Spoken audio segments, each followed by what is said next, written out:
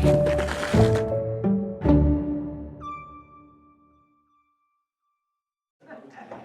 afternoon, everyone. Our intent today was to make this a very informal, wonderful time together of friendship and conversation. So I didn't want to interrupt too much, but it was getting down a little lower, so I thought I'd come in. I need to introduce myself. This is one of those where you have to introduce the introducer, but not the introduced. Yep. You follow that? Yes, yep. I think so. I'm Bob Willey, and I have had the privilege for the last 5 years to serve as the president of the Friends of the Georgetown Library. Privilege to have. Thank you. And it is a privilege. I was sharing with Danny that my wife and I retired here 8 years ago, full-time about 6-7 years ago. And we spent our first year looking at where did we want to commit our time as two retirees arriving here in Georgetown. And we looked at, and there's a lot of good places to serve here in the city as volunteers, to be involved in activities and so forth. And at the end of that year, our commitment was unanimous, the two of us together, we want to work at the library and serve at the library. And it was just so, it was a good timing. There was at that point a transition and a revival of the Friends group. And today is a part of all that and how wonderful it is to celebrate our staff who are here, quite a number of our staff, and also to celebrate part of our history. As I say, I don't need to introduce Danny. Everybody knows Danny. But it's just been a wonderful experience as I look over the book, and I've had an opportunity to go through it and to read it and catch up on all my history of the football and Winyah High School, and a lot of people that I've become familiar with, actually classmates. And so I was showing Danny, I actually have a whole library of people associated. Here's the William Dufford's book, which is a really good book, enjoyed reading through that. Libby's, this is the beginning of a whole lot of poetry books by Libby. And then Phil Wilkinson's book on the 7 days on the Santee Delta. So this group is like a friend. I know all these people. This is wonderful. I feel a part of the group. And as I look through the book, or the book on the football team on the Gators, one of the things that comes to mind is how much Danny and I are alike, even if we don't talk alike. I don't have the accent. This is, my wife will tell you, a Philadelphia accent. That's where I was born and grew up. But Danny and I have three things in common. Number one, we love this town. And I told him again, as I was talking about Carol and I arriving here, we loved it when we showed up here 8 years ago, and we love it more 8 years later.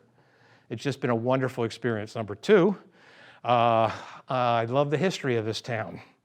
And this is a part of that, an important part of that, and just been wonderful to get to know that part, that aspect of the history of Georgetown, Winyah High School, and the football team, and the people who were involved, and the men and, as he mentions, the women who were a part of that entire sports program that was here. The third thing that we have in common is we love this library, and appreciate that so much, and he has demonstrated that, and this is where I want to do a public thank you, by donating all the proceeds of the sale of this book to the Friends of the Georgetown Library. And what we do is our commitment is to the children and youth reading programs, almost 100%, very, very little otherwise, but 100% going to the children's reading programs, which are really outstanding, serving the families of Georgetown.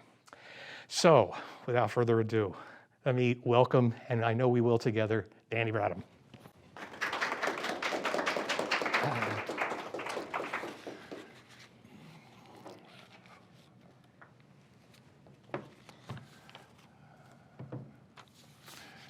You know, I never envisioned in my entire life, I say this honestly, that I would have the opportunity to speak to a book club, okay?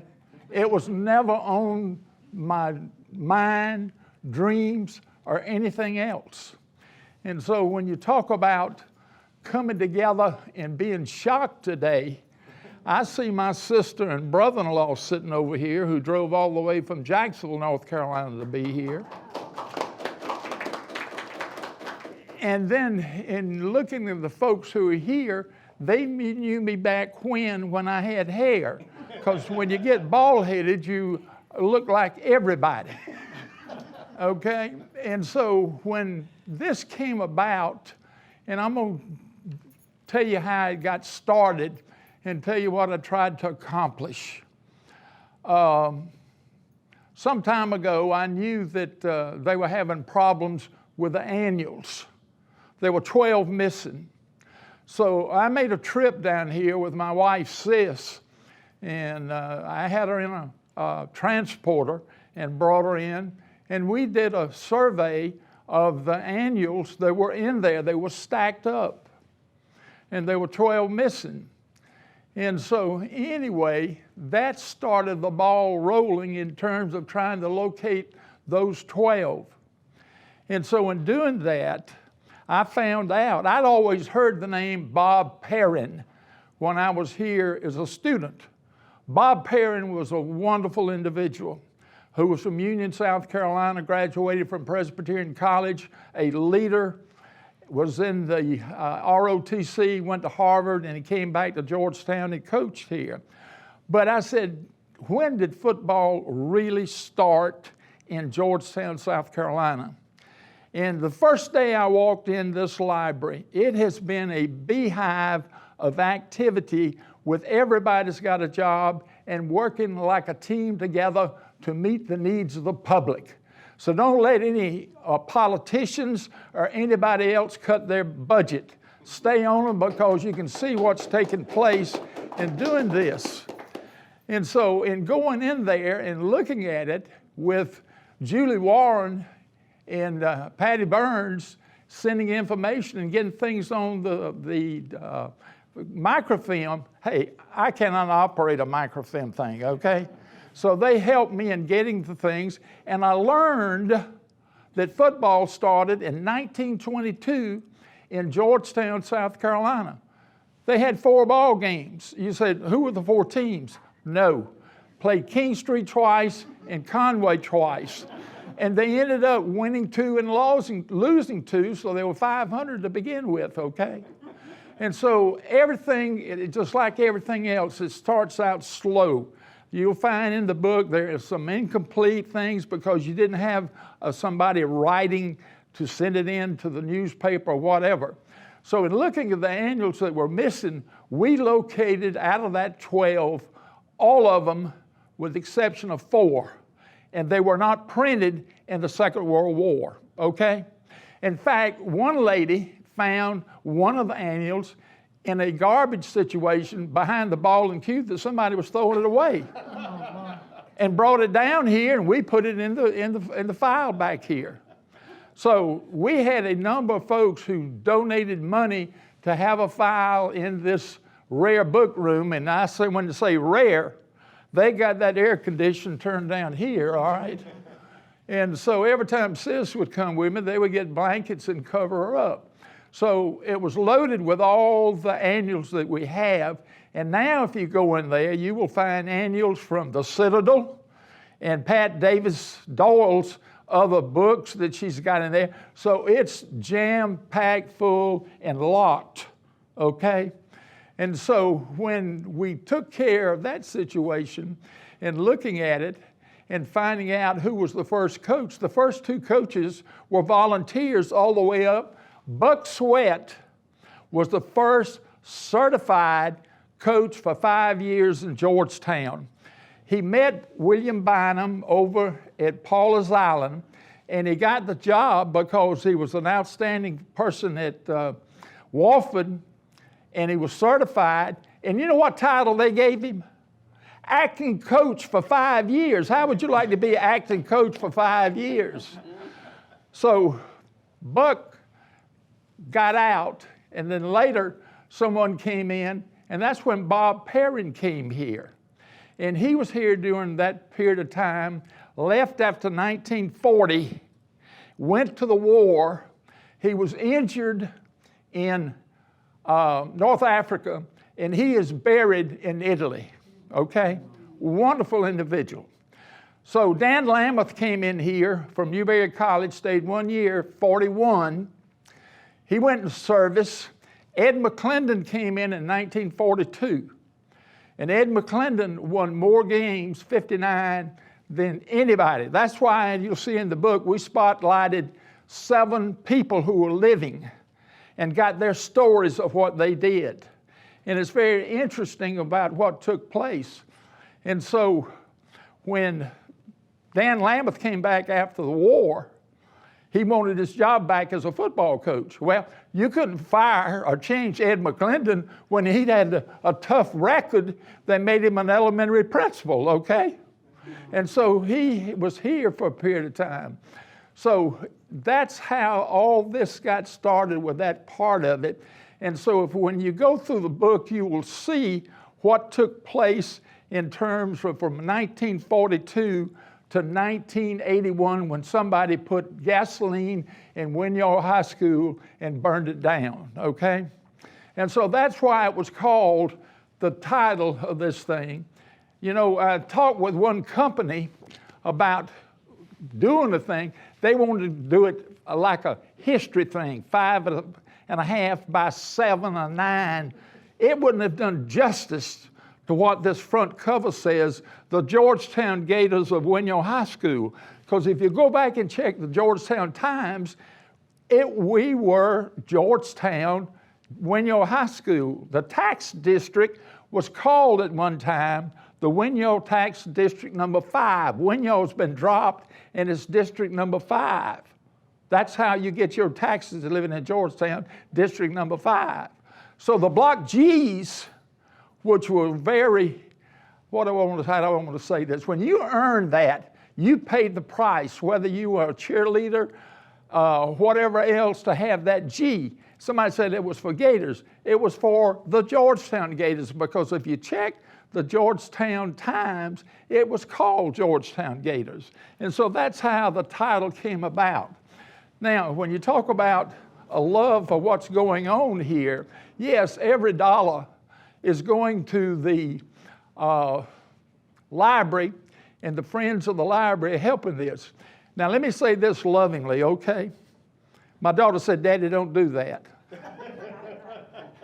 But you have to know this. Somebody says, "Well, you know, I want to write a book.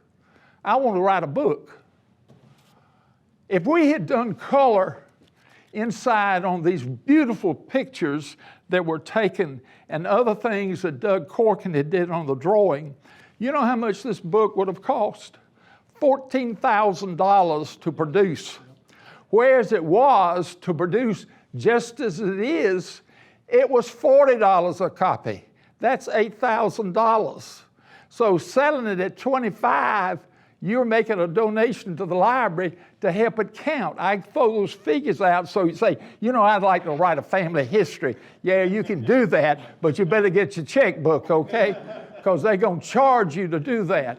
So this was done out of a spirit of love and carrying on and doing this. This library right now is sitting in the middle of the activity field.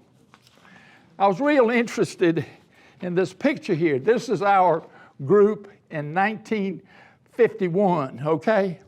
If you look at it, we had on big knee pads, thigh pads, hip pads, shoulder pads. I didn't have a bar on a helmet till I got in college about the 3rd year, okay? That's why I got a crooked nose. It got beat off. But if you look at this, look at the padding on there. Look at the grass. This field was built in 1938 by the WPA.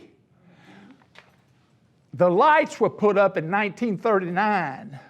During the war, they had to cut the lights off and played in the afternoon at 3:30 in the afternoon, okay?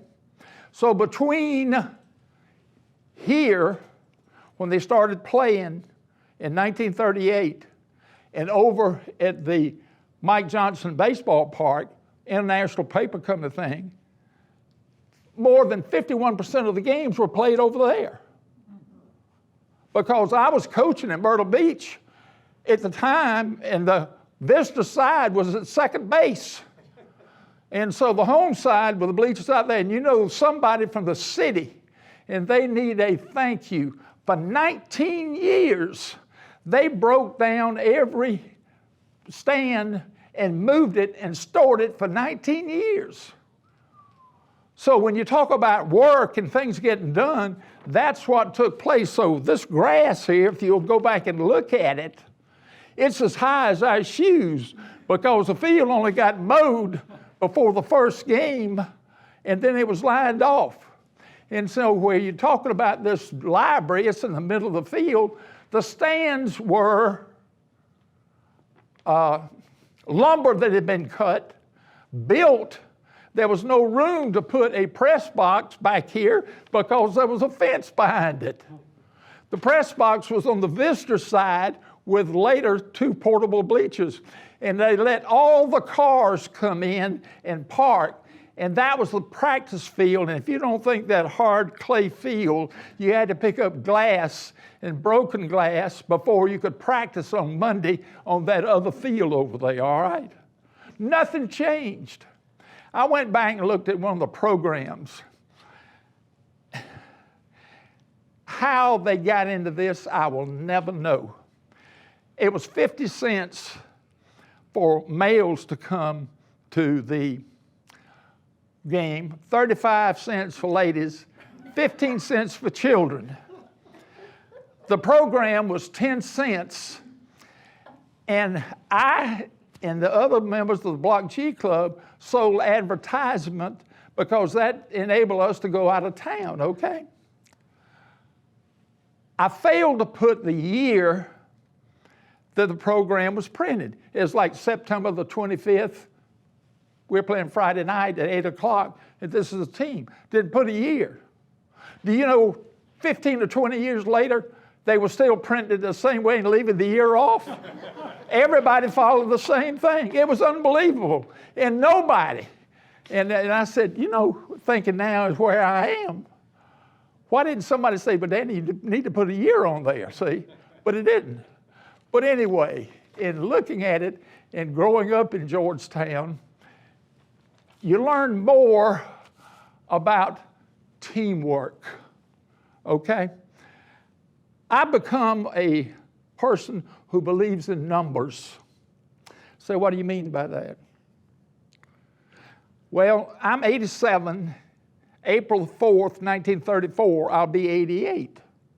All right, so when you get down to number 4, if I were going back, and I know this when I started coaching, I had my quarterbacks 10 through 12, ends 80s, tackles 70s, guards 60s, and the centers 50s, and the halfbacks, the numbers there, see? I would have wanted number 4. Think about it. You got 4 quarters in a football game. You got 4 corners on a baseball diamond. So 4 means special things to me. My senior year, we had 23 people that played football. 23. I didn't play defense because we went to Orangeburg first ball game when I was a junior, and I was lost, okay? Now, Cecil Wilbright did not want to embarrass me and say, Danny, you didn't do a good job. He says, I'm going to put you on the sidelines because I need you as quarterback, okay? Well, it made me feel easy about that. So as we come along and looking at different people who have touched your life, when I had 4 coaches here, one was Kay Richards, and his daughter Janet, I don't believe, is here today. But anyway, had 4 coaches. Kay Richards was one of the most gracious, even-keeled person I have ever been associated with in the coaching field. He saw something in me that I didn't see, because some of you may not understand how football has transgressed, because years ago you had that scrum where you push everybody. Now you can drag them across the goal line and get them there, see, and you don't get penalized. And different things happen. So everything is changed in terms of what you can do and what you cannot do. But when you get down to Kay Richards and seeing something about me, when I was playing for him in midgets, I wasn't playing quarterback. I was playing a running back. He said, Danny, I want you to call the plays. He gave me the responsibility when I was 12, 13 years old to call plays.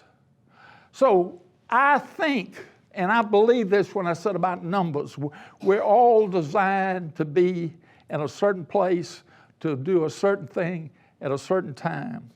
There's a book out written by an admiral called The North thing, star, whatever.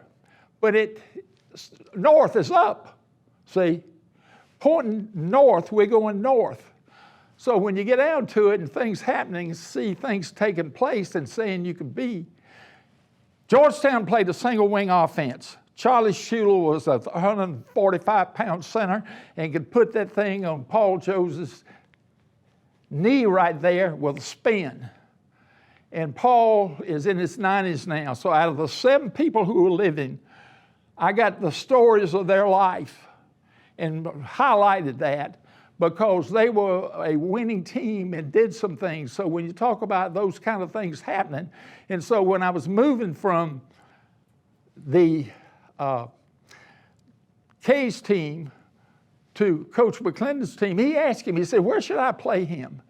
He said, quarterback. And let me tell you why. We come from a single wing to a tight T, all right, to a split T.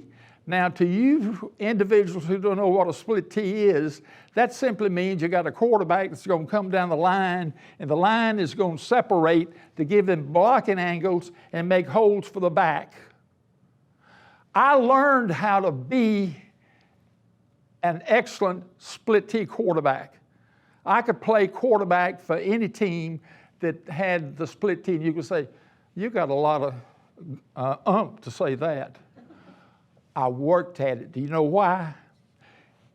Your legs carry your body. And if you look at the man on the end of the line, he's either going to come and tear you up, and you better get ready to lower that shoulder and learn how to pitch it out so it floats out and the halfback gets it. Or we're going to do that little peacock dance where we're going to dance together and you're going to fake and cut in. Or you're going to drive out, cut behind him, and come around. I could do this in high school, but I couldn't do it in college. The coach didn't want me to, but I could do it. Pitch out behind the end. When you dipped in and came out, you pitch it behind him, and the fullback's taking the man out there. So I was designed to be in the split T offense, okay? And I worked at it because I would stand in my bedroom on North Congdon Street and flip that ball so it float out and land in the middle of the bed, all right? Because a halfback isn't doing this, trying to look at it over, up and down. The professional quarterbacks today, they're back here looking at that center, and they got to catch that ball and then look at it. Now, you think that center, sometimes, didn't you see it go over the quarterback's head one day and he had to chase the thing? He got excited. But he's got to hit that man, you got to look at it to get it there and then find your receivers. So everything revolves and changes that, see. So when we talk about the Winyah Gators and coming here and what took place, that's what intrigued me to find out when it started, who were the coaches, did the town support it, and were they successful? Well, the first part, we had incomplete results of knowing what the results were. Number one, did the town support it? Absolutely. They had a bazaar down at Fogel's where they raised money to buy equipment and things. And then thirdly, when you talk about the success of it, I had recorded in here 508 football games. Georgetown played more than 508 games, but they're not recorded, so you couldn't use them. And so when you got down to the other part of it, was it successful? It was a program that had a 6.65 results. That's 6.5 games, let's round it off. Out of 7 games per year, Georgetown were winners, okay? Georgetown only played in 1 state championship. That was, just to show the irony of everything, tried to find if there's anything written up here. It was played on Thanksgiving Day. Chick Gaynor was the coach, playing Lancaster, South Carolina out here, and they got beat 20-6. Could find nothing local on that game. The annual, Georgetown Times, nothing. Called the Lancaster paper. Our machine is broken and I can't get it for you. Same thing. They need to get the politicians to get a machine up in Lancaster, okay? but it wasn't recorded. It's recorded, but it was broken. So the one game that they had with a 10-game schedule, that was Chick Gaynor. Joe Isaac had the best record with 3 9-game winners straight through. So when you get into that, finding out who did what and everything, so every coach had something to do. Joe was an assistant coach here, okay? And he wanted to be the head coach of the Gators. Well, the first thing he did, he went down to Citadel and talked to the head coach down there. He says, what do you need to do? He says, you need to get out of town, and get some more experience from someplace else. And that coach later went up, and he was a head coach up at Clemson, all right? So he did. Joe went to Camden, South Carolina, and he was up there with Larry DiBiase, and he was up there for 2 years. Well, he came back to Georgetown as head football coach, and his first year he was 5-5 in the year he came back. So when you talk about the experience and things that took place, it changed in that period of time. Joe came in and did a wonderful job. So just to give you some statistics also, between 1942 and 1981, Georgetown had 4 losing seasons, okay? 4. Lou Manning had 2. Joe had a losing season his last year at 2-9, and that's when they later combined with Howard High School to make Georgetown Bulldogs. And the one other coach before that had a losing season. So in trying to put all this together, I said, do you know, can this really be done where you can take a beginning and an end and pull it together? The only way this is accomplished, my name is on here, but it was done through a team effort. Because without Julie Warren and Patty Burns and this Ms. Bazemore back here and everybody working together, and this young man here saying, we'll do anything you need to do to help us. And it worked from a team standpoint. That's why I'm energized by what the Friends of the Library are doing for an activity that needs to be there. So I found out what the record was. So when you talk about teamwork and working together, that's the way it was in football in Georgetown, South Carolina. And so I learned from being a part of the team that we were on. And it's interesting, see, about the rain coming. Well, folks, this field out here, we were either playing in the rain, in mud, or that fog from Georgetown paper mill that kind of hung over the field. And you talk about a clear night, there were maybe few and far between. The concession stand was about 5 Coca-Cola things nailed up around under the oak tree out here where they sold the programs and sold drinks and peanuts maybe. They didn't have sandwiches and all that kind of stuff. And the goalposts were lined up about even with what was then the elementary school seat. So when you think about it, look what football has contributed to the people of Georgetown. You got a library on the playing field. You got a court of law over here. You got office buildings over here. And some damn dude, pardon me, had to go in and burn Winyah High School down, and look what they could have used as office buildings and everything else. And they've got something that's replaced it. But look what they would have had without having to do that. And so there is one wing left over there, the science wing, that's there that they use. So this land is still being used for a purpose.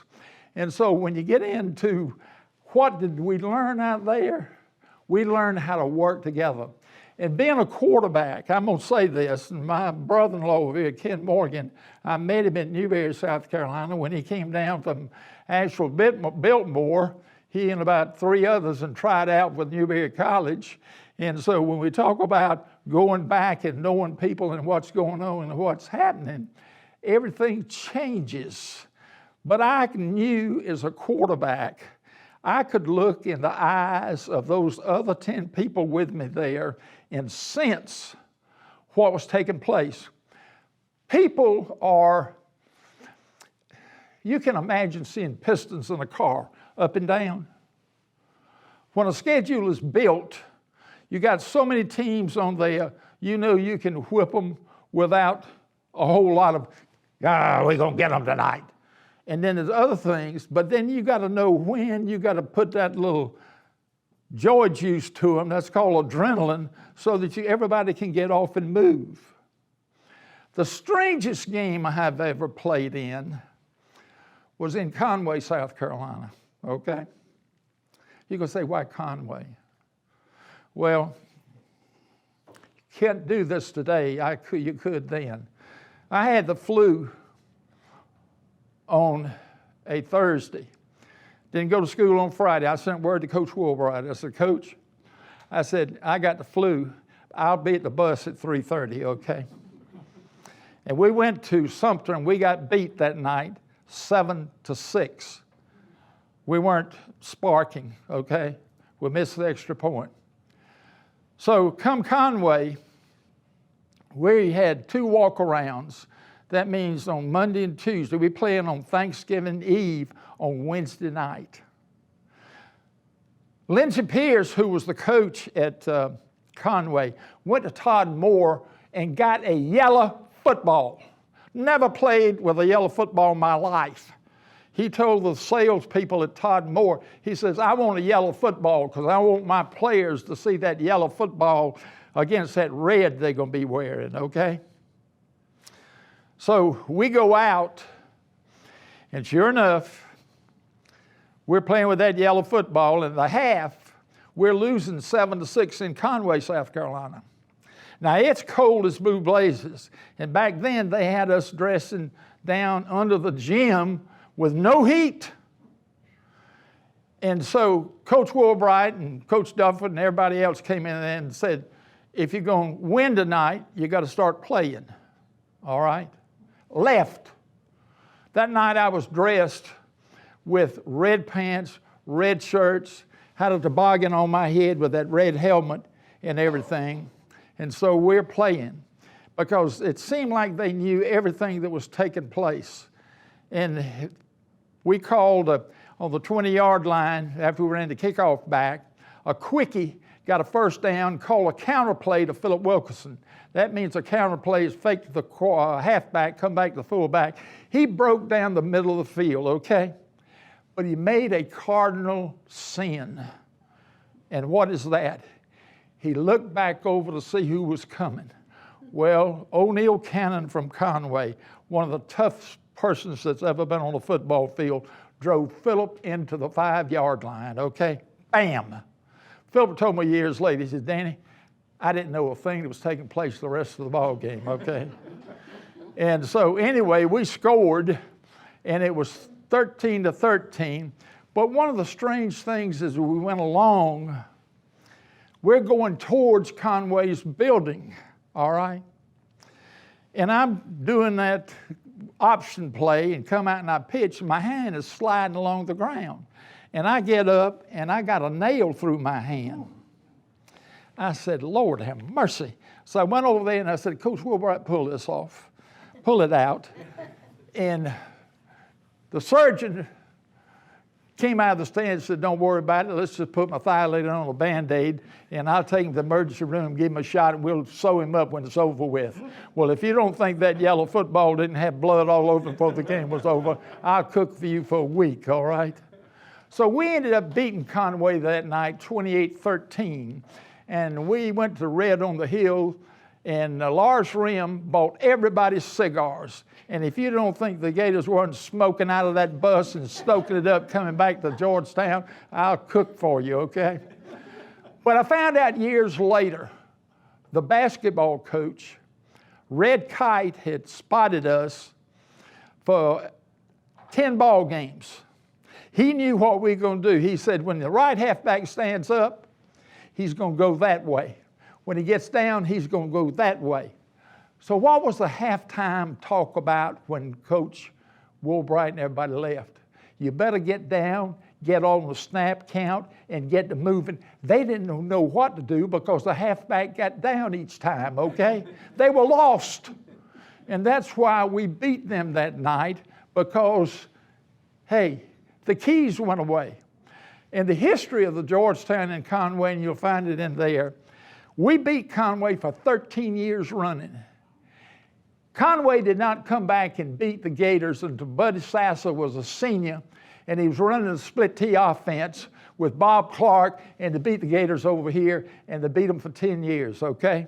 So if you go back to statistics, we were very competitive with the teams that are listed there. And so when you say there's a team effort in having done this, Libby Bernadine, first time I did this, I did it on a yellow pad and sent it to her. She wrote me back and said, Danny, you got a great idea, but you got to type it. I said, type it? I don't have a computer. I don't know a thing about it. I went and bought a memory typewriter, okay, that'll correct itself. And I still got it and going to keep it because I can go back and type a letter and at least they can read the writing on the thing, see. So later, Molly Hamilton Mercer checked the verbs, and Field said, well, Daddy, here she says the Yellow Jackets it's 2 words, but the Georgetown Times says it's 1 word. Well, the Georgetown Times was wrong, okay, according to Molly. So I said, Field, we're going to make it a split word, Yellow Jackets. And so when you get into a team, I'm going to say this in terms of here at the library, you got 4 individuals who give of their time. The 5th person will be the friends. Then you got 6 people outside, Libby Bernadine and Phil Wilkerson, who are very talented. Then you got Doug Corkin with Molly. And then you got my daughter, Field, who knows how to communicate with a computer, and she stayed in touch with the folks here at the library. They helped her. So it was a team effort. And just like the Friends of the Library doing this now, that's exactly what is taking place. So when you talk about a team effort, I don't care what it is, everybody has to buy into the idea. So the idea again came back, and looking at it, I said, well, if it started in 22, that's 10 years, 30s, 40s, 50s, 60s, 70s, and 80s. So that's how the idea came about. I like to use Reggie Jackson's theme, I'm simply the straw that stirred the drink, because I don't know a thing, but I had talented people who pulled it together. And as long as the library is here, and your name and being a part of it will always be there, whether a contribution or whatever you did, as long as the library is here. And so that's the important thing. That's why I said in the beginning, giving a little sales talk, if you want me to contact one of the politicians, I don't mind going up and say, hey, there's more activity going on than you think there is, okay? And to cut out pennies from people that need it, you ought to have your head examined. I'd say something else, but I won't, okay? But that's how all this came about. And so in meeting the friends here at the library and what is going on, and just like we got to talking a while ago, Dr. Bob over here, you know, with all the fraud going on, the only way I would answer his call, because down at the bottom of his it says B.O.B. I said, he's not a fraud, see. So I knew to take that call and we could communicate and talk. But every time today you get a fraud call, and I wouldn't be on whatever you can communicate and tell everybody what you eat and where you're going and what's happening. Facebook, that's it. You know, I said, hey, I'm going to play them close to my vest somehow. But anyway, what time is it now? It's as much time as you want. No, what time is it? It's 2:45. Okay, I'm going to stop and just ask you if you got any questions. Now, if you haven't signed up, and I hope you have, there's some mugs over here that we're giving away. And if you haven't got your name in the pot, you better get your name in the pot, because this is a drawing of what Doug did here. There are no more being made. And if you want to buy 1 or 2 or whatever after that, you can use it, coffee, soup, or anything else. All that money is going to the library also. So somebody will walk out here today with 2 mugs with your name in the pot. If you don't have your name in the pot, you better walk over here and get your name in the pot right now. So while we're doing that, are there any questions you'd like to ask? How did your hand with the nail, how did it get? It was interesting on that sure enough, he took me over to the emergency room, and see, we didn't have a hospital in Georgetown at that time. So he had access. He took me into the emergency area, and the nail was already pulled out. So he just cut it and cleaned it out good, sewed it up, gave me a shot, and said, "You're ready to go." And so that's how what happened on that. Only thing I wish, though, I wish somebody had saved that nail for me, because I would have had something to talk about today. Hey, this was stuck in my hand, and you see that little scar right there. That's where it was. See, I'd have something to talk about on that period of time where this was in my hands, and this is what took place. So yeah, he did an excellent job in getting the thing done. So it was no problem with that. Well, I'm sure your hand bent that nail. No, I'm gonna have to be honest with you. It shocked me. It shocked me when I got up and saw that nail sticking out through there. I said, I cannot believe I picked up this nail out of here playing. And so that's when I went over the sideline, see. And that football today, yellow football, H.B. Brewerton was the game captain that night. He got the game ball. Bright Brewerton, his son, has got that ball, and one of his balls that he played when he played at Clemson, he's got 2 of them. So Bright's got that football today, that yellow football. And so it was quite an interesting night, because, like I say, we looked like the Green Bay Packers coming out of there. And but we were in all red, capes. We had good uniforms. I'm going to say that because my first year at Newberry College, I came back to Georgetown. I said, Coach Duffett, you got to lend me a pair of shoulder pads and hip pads. I said, the shoulder pads they gave me up there, I said, they're not any good. And I said, I need some pads I can put on. So he gave them to me, and when the year was over, I brought them back. I didn't steal them. I brought them back. And so when you talk about looking at, and that's what's interesting about this picture, if you look at all the players today, their pants are cut up above their knees, and no wonder they have knee problems. The knees are showing, and we were padded up and everything. So we had some good athletes, I'm going to say that. And so when you get into Billy Oliver, I love Billy Oliver. Billy Oliver was a free spirit, okay? And you can say, what you mean by that? We get ready to go to Orangeburg. Billy's outside the door smoking. Coach Wilbright walks out and looks at him. He says, you're off the team, but you're going tonight. You're not going to play. So we go over to Orangeburg and play, and we get tied 6-6. We come back home. He said, now, if you want him on your team, you got to vote him back on. Now, ladies and gentlemen, if you've got a teammate that's been thrown off the team and you got to vote whether he can come back or not, what are the odds you're going to vote with him coming back? I learned that lesson because when I was coaching at Myrtle Beach High School, I had Pat Watson and David Gravely, a retired attorney over there. He was a center, son of an Episcopal minister. And Pat Watson, his daddy played for Conway, his picture's in there, and Pat played for me. Came and said, Coach, I hate to tell you this. This was on my first year in Myrtle Beach. Said, the 2 players that are missing today went duck hunting. I said, well, I'm glad you told me that. I appreciate that. So they came back, and having learned learned a lesson from Coach Wilbright, I said, all right, these 2 guys are off the team. They're not playing as far as I'm concerned, but if you want them back, you got to vote them on. And if you vote them on, they're going to run all week and not play Friday night. Hey, did they get voted back on? Yes. Did they run all week? Yes. Did they play on Friday night? No.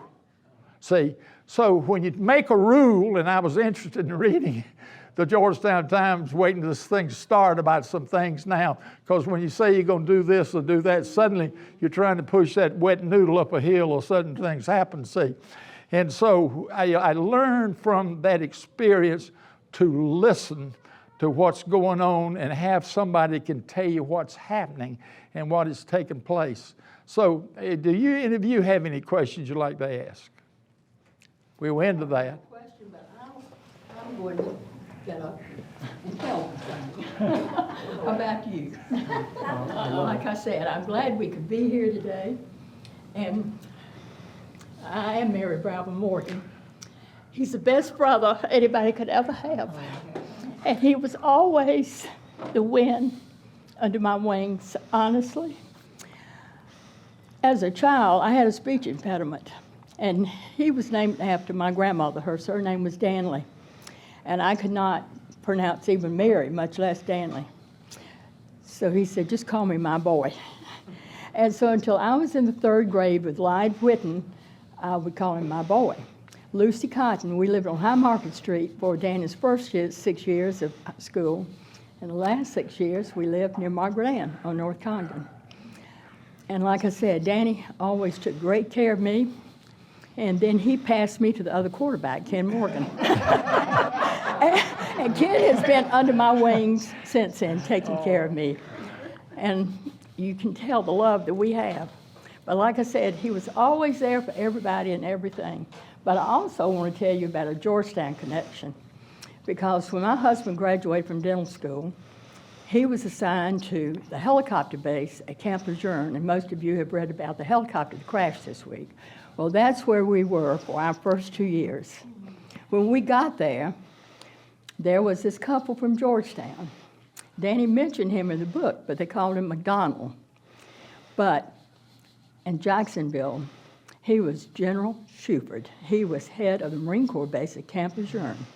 His sister was Rosalie Shupert, who was a member of Duncan, where we all attended.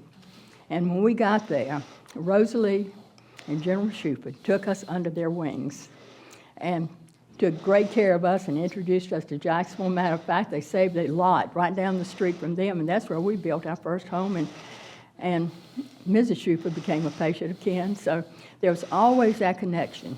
And in the book, and all of you remember, those of you from Georgetown, Billy Rowe, and Danny put in there, the man for all seasons. Well, his daughter lives in Jacksonville. Well, she has brought her father when he was living by our house several times. And she was so grateful to Danny for the 4 pages that she put in about Billy Rowe. And I'm grateful to him that he recognized all these wonderful people. And like you know, most of you know, Sis that he mentioned had Parkinson's and dementia when he was doing this. And we admired him so much that he undertook this. But that was Danny. Danny always could do what most of us dreamed about doing, but he did it. And I just wanted to thank him. Thank you for being a great brother. Thank you. Thank you. Thank you. By the way, I pointed out to my husband when we were sitting out there waiting for 2 o'clock, I said, that was my first grade classroom right there on the end of that annex. And Miss Laura Congdon was my teacher. And she had a little parrot in there, and we had to say goodbye to that parrot every day. But I'd be the last one to leave because I didn't want the other students laughing that I couldn't enunciate goodbye. And then it was Lyde Whitten, if you remember Miss Lyde Whitten, who lived up there on Broad Street. She was the one who spent an hour, maybe 2 hours, every afternoon with me, teaching me how to enunciate and talk when I was in the 3rd grade. So Georgetown will always be my home. Thank you, Danny. What time we got now? Sure, it's 5 to 3. And this man here and his wife, in terms of finding heaven, you know, he's been around. I found out talking to him a few minutes outside. He was with a college and all that, and he wanted to move out of Massachusetts and come down here where it's a little warmer. And the first day he rode through here, after looking around, he said, I found a place where I want to live. Okay. And so it's been a joy doing this. And like I say, it's the first time, but it could not have been done without a team and getting it done. And you all very special in bringing everything together, and it'll always be here as long as the library's here in terms of what's taking place. I thank each of you for coming and listening, and look at all what he's got prepared. In fact, it was pointed out before I left, said, oh, we're gonna have a drawing right here, okay? Everybody's got the name in the pot. Did you get a chance to do it yet, or should we? Yeah, Everybody's got the name in the pot. Why don't we wait a few minutes and have some people do that? Yeah. We'll interrupt. All right, we'll do that. But we call this a celebration today, so it's just a nice informal time of conversation. We've got some finger food and some sodas. Memory Miss Nell, we've got Coca-Cola back there. So just enjoy yourselves, and thank you all so much for coming. And Danny, thank you. God bless you. Thank you so much.